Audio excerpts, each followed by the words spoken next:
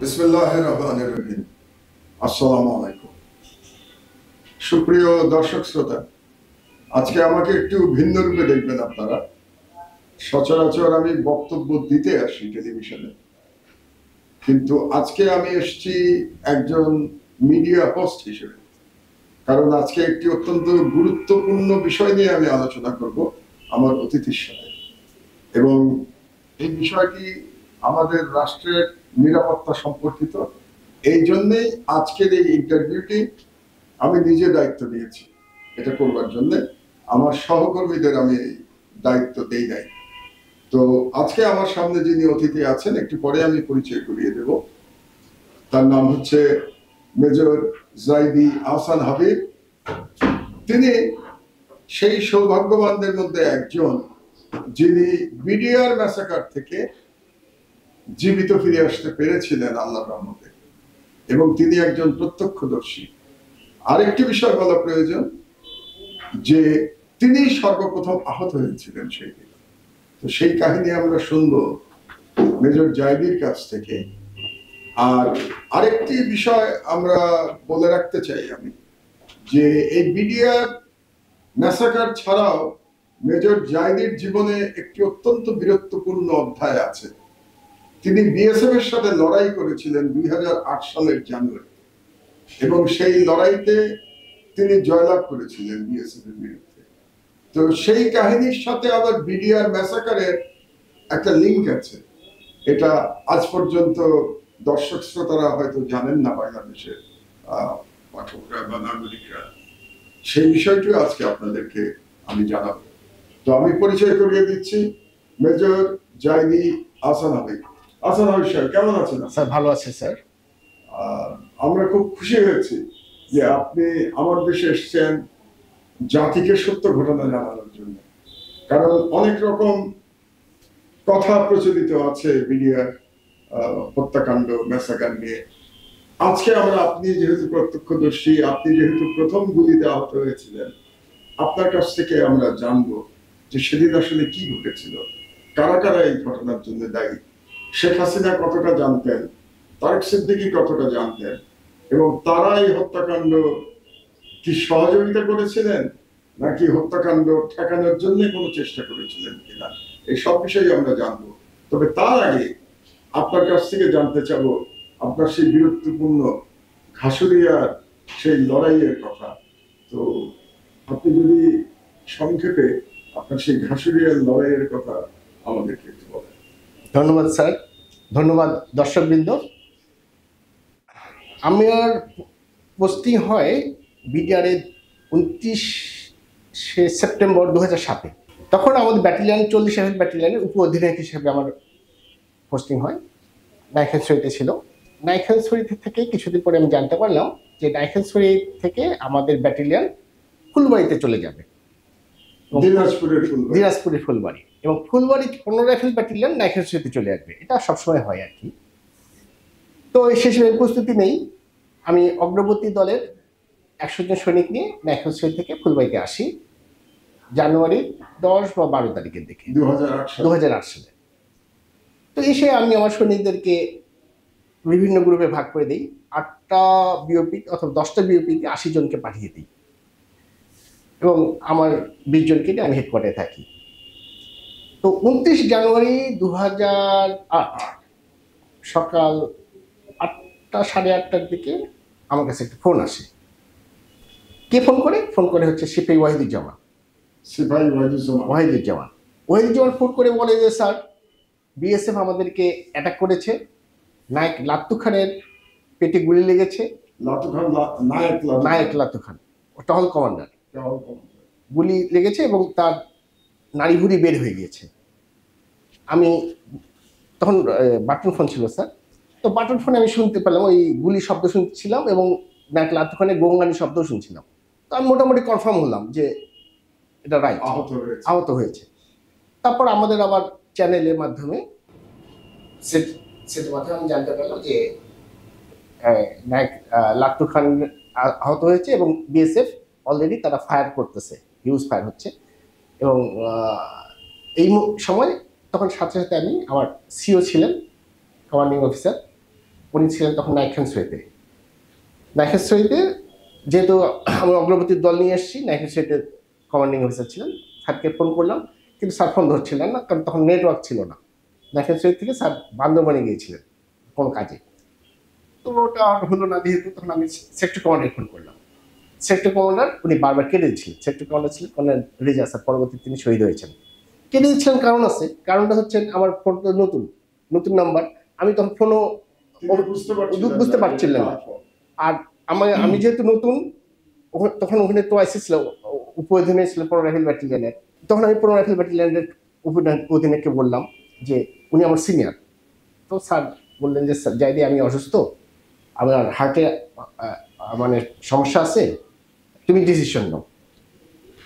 তো আমি এখন কি করি, আমার তো ইয়ে নেই, তখন আমি কোনো উপায় না পেয়ে আমি আমার সৈনিকদেরকে বাঁচাতে হবে।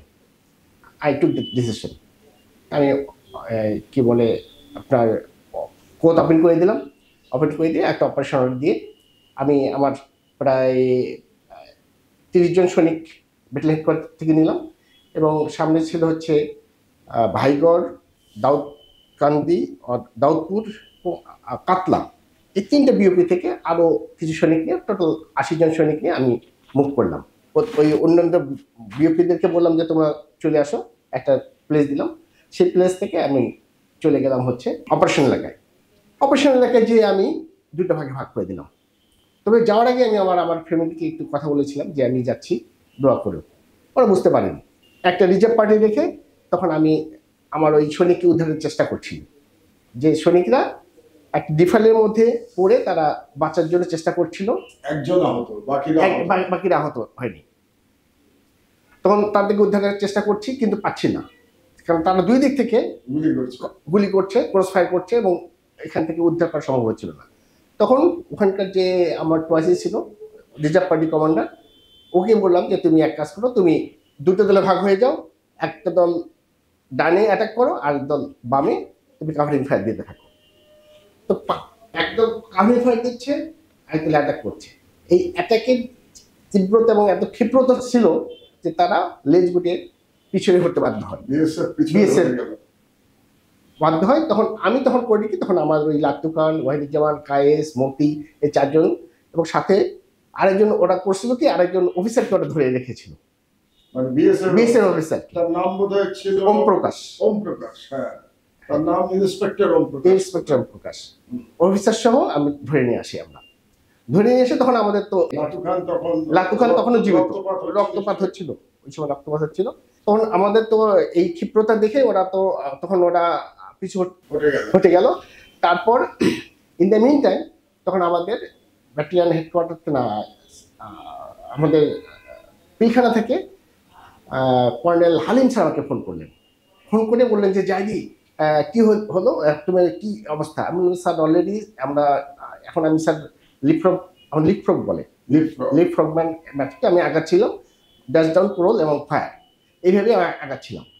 তো আমি বললাম স্যার আমি এখন স্যার অলরেডি স্যার ব্যাটেল টুঙ্গে স্যার, এই মুহূর্তে স্যার আমি কথা বলতে পারছি না স্যার, আপনি একটু পরে কথা বলি। তারপর স্যার বললো যে ঠিক আছে। এইভাবে কথা বলার পরে তারপর কিছুক্ষণ পরে দেখি যে আমার সেক্টর কমান্ডার আমাকে নিয়ে করছেন। সেক্টর কমান্ডার বলে যে জাইদি আমি এট দ্য ব্যাক, আমার এখানে 2 কোম্পানি সৈন্য নিয়ে আমি আসছি, তুমি কোনো সমস্যা, তুমি কি আধা ঘন্টা তুমি ওয়েট করতে পারবা বা আধা ঘন্টা কন্টিনিউ করতে পারবা? আমি স্যার আমি আধা ঘন্টা কেন স্যার, এখন আমার সিচুয়েশন আমার কন্ট্রোলে, আমি পারবো, কোনো সমস্যা নেই স্যার। তো এই অবস্থায় গোলাগুলি হচ্ছে।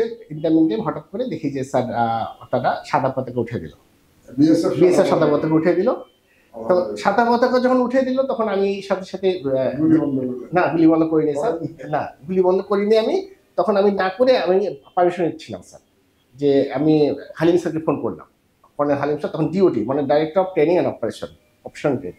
তো স্যারকে ফোন করলাম, স্যার বললো যে জাইদি তুমি এটা ট্রাপ হতে পারে, তুমি যেহেতু নতুন গিয়েছো আর্মি থেকে, তুমি অনেক কিছু জানো না, তুমি ওরা যদি ফায়ার বন্ধ না করে তুমি ফায়ার বন্ধ করবো না। ওরাও সাদা পতাকা উঠে এসছে, ভালো কথা, কিন্তু ওরা কি ফায়ার বন্ধ করেছে? আমি বললাম না স্যার, ফায়ার বন্ধ করিনি। তা তুমি ওরা যদি ফায়ার বন্ধ না করে তুমি ফায়ার বন্ধ করবো না।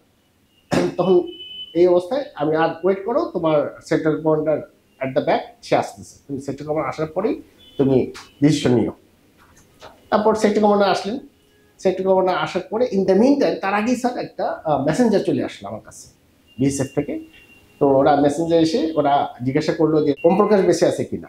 তো ওম প্রকাশকে আমি দেখালাম যে তাকে দেখালাম যে সে বেঁচে আছে, সে ভালো আছে এবং কোনো সমস্যা নেই। আমরা তাকে যে যুদ্ধবন্দীর মতো মর্যাদা আমরা দিয়েছি, হ্যাঁ দিচ্ছি, কোনো সমস্যা নেই।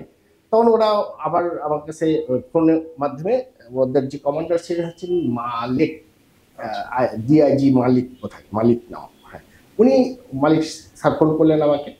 তো আমি রিকোয়েস্ট করলেন যে গুলি থামানো। আমি বললাম স্যার আপনারাও থামান গুলি, কিন্তু তারা তো থামায় না স্যার। তাহলে একদিকে গুলি থামাতে বলেন, আবার অন্য সাইড থেকে নিজেরা থামাচ্ছে না। তো আমিও তাদের গুলির প্রত্যুত্তরে আমিও গুলি দিচ্ছি, এইভাবে হচ্ছে। তারপর মর্টার ফেললো।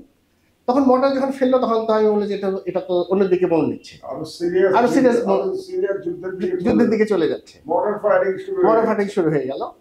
তখন আমি সেক্টর কমান্ডার ছিলেন তখন কর্নেল রিজার্ভ করি, শহীদ হয়েছেন পরে ইন্ডিয়ার কার্ডেজে। তো স্যারকে ফোন করলাম, স্যার বললো যে ঠিক আছে যাইদি তুমি আর কিছুক্ষণ ওয়েট করো, আমি আসছি। অলরেডি তো তাদের আইজি রাওয়াত সাহেবের সাথে আমার কথা হয়েছে, he is on the way, আমিও অন দ্য ওয়ে, তুমি আর একটু কন্টেইন করো যুদ্ধটা। তো আমি কন্টেইন করতে থাকি। ইন্টারনেটে স্যার আসেন। তারপর স্যারের ওই যে মেসেঞ্জারের মোবাইল থেকে আবার ওই আর এস রাওয়াত স্যারের সাথে কথা বলেন স্যার।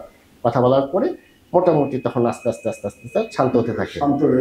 যখন শান্ত হয়ে যায় তখন আমাকে বলে যে তুমি সাদা পতাকা উড্ডয়ন করো। তখন আমি সাদা পতাকা উড্ডয়ন করি।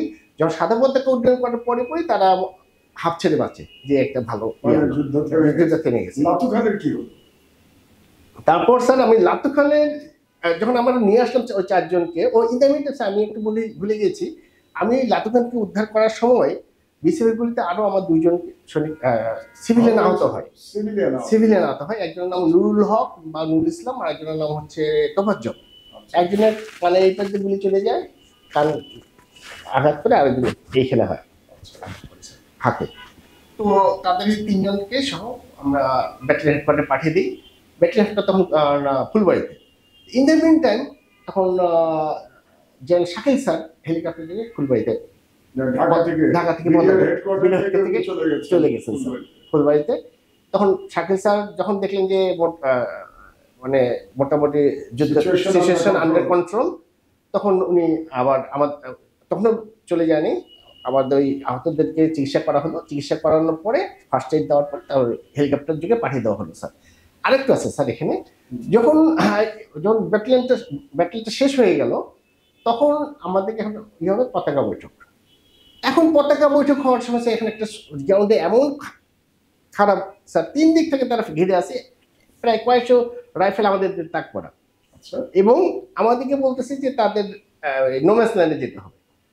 তো এখন স্যার গ্রাউন্ড পর্যবেক্ষণ করলেন, কর্নেল রিজার্ভ স্যার করে বলে যে যাই দিয়ে ওদের তো গ্রাউন্ডটা তাদের অনুকূলে, কি করব?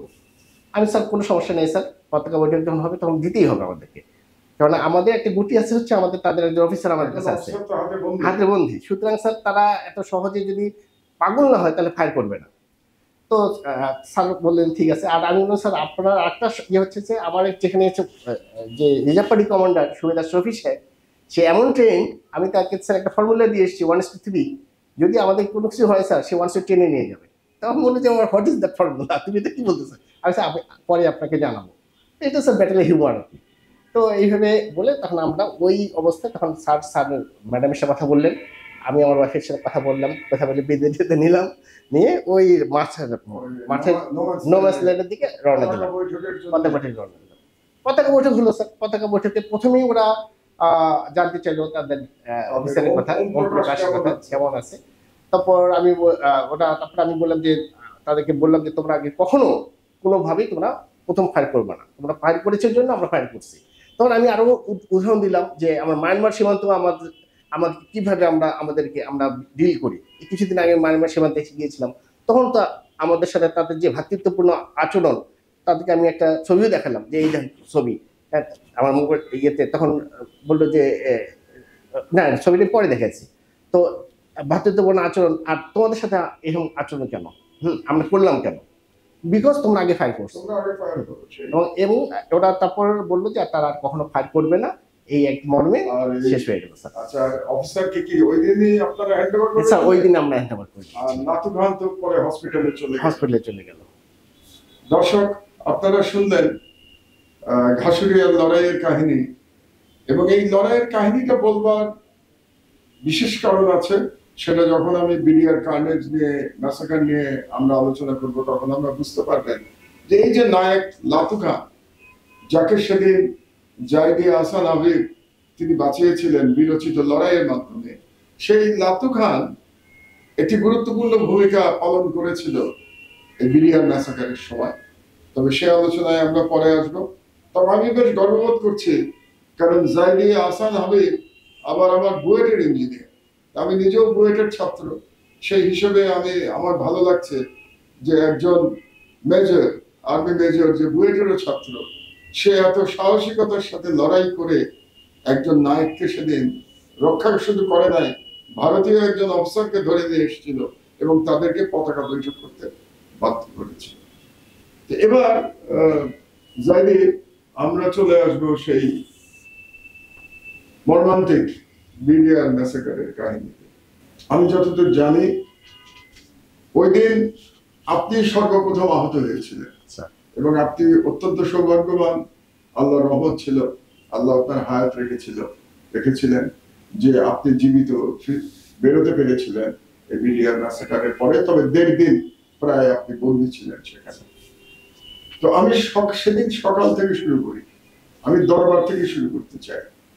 তো সেদিন দরবার কখন হওয়ার কথা ছিল? দরবার সকাল 8টায় হওয়ার কথা ছিল। কখন হয়েছিল দরবার? সকাল 9টায়। এই 1 ঘন্টা যে দেরি হলো দরবার, কি কারণে দেরি হলো? এটা তো নরমাল না। তো এটা কি নরমাল? এই 1 ঘন্টা দরবার দেরি হওয়া কি নরমাল? স্যার এখানে কোশ্চেন, এখানে প্রশ্ন যে দরবার সেদিন 1 ঘন্টা পরে দেরি হয়েছে। দর্শক, আমরা এই দরবার যে কেন 1 ঘন্টা পরে দেরি হয়েছিল, 1 ঘন্টা পরে শুরু হয়েছিল, এর ইমপ্লিকেশনটা কি সেটা আমরা জানবো। বিডিআর বিদ্রোহ নিয়ে কিন্তু আজকে আমরা আলোচনা করি নাই। আজকে প্রধানত আমরা ঘাসুরিয়া যুদ্ধ নিয়ে আলোচনা করেছি, এবং সেদিন বিএসএফ এর সাথে বিডিআর এর যে লড়াইটা হয়েছিল দিনাজপুরে, এই বিষয়টা নিয়ে আমরা আলোচনা করেছি। বিডিআর ম্যাসাকারের আলোচনা আমরা করব পরবর্তী পর্বে। আপনারা সেই পর্যন্ত অপেক্ষা করুন। ধন্যবাদ।